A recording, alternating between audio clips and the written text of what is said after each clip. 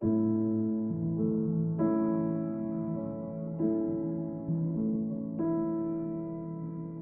ago, the lost kingdom of Haramis was home to a legendary rabbit whose profession was stealing. Everyone wanted him death, but it was difficult because he was not just known for being a thief, but also the smartest and most corny animal in the entire kingdom. King Lion had a garden egg farm a few miles away from his palace.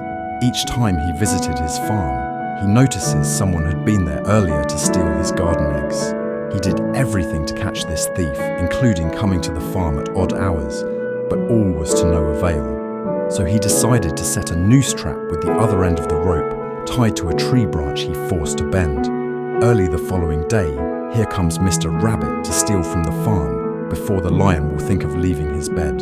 While making it out of the forest and into the farm through the usual path, he suddenly found himself swinging in the air on one hand. He struggled to get loose from the trap, but he couldn't.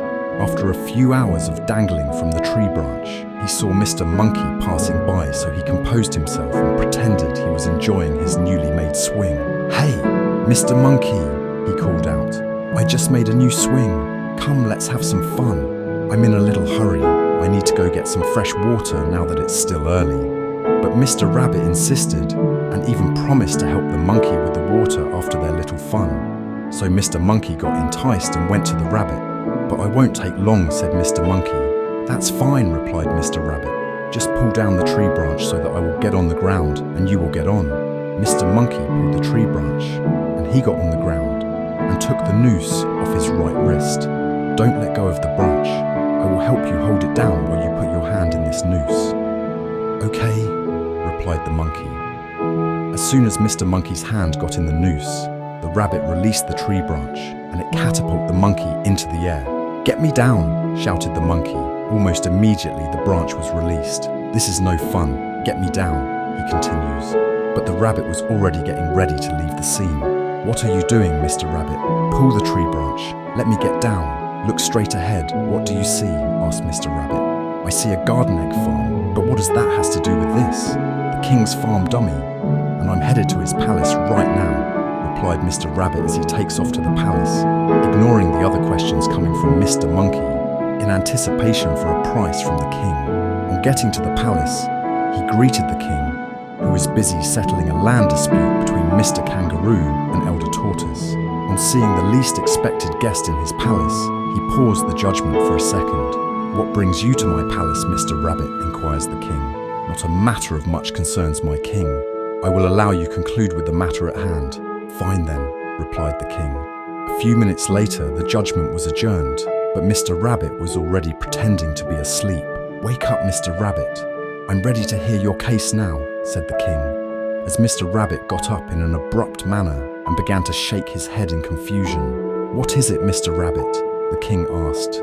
"I just had one of those, my accurate dreams, in which I saw a thief hanging from a tree branch beside a big farm. I don't know what that may mean." "Are you sure about this, your dream, Mr. Rabbit?" inquired the king. "Sure, it never fails me," answered the rabbit.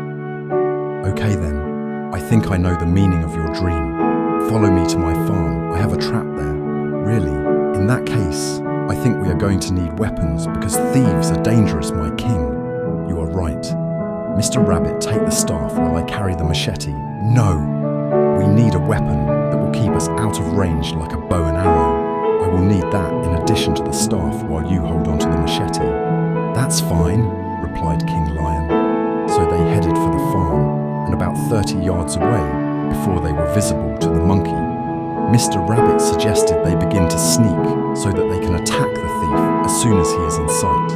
The lion agrees. So a few more steps ahead, and there he is. Mr. Monkey was dangling in the air. The rabbit wasted no time in releasing the first arrow, but he missed. "I'm not the thief!"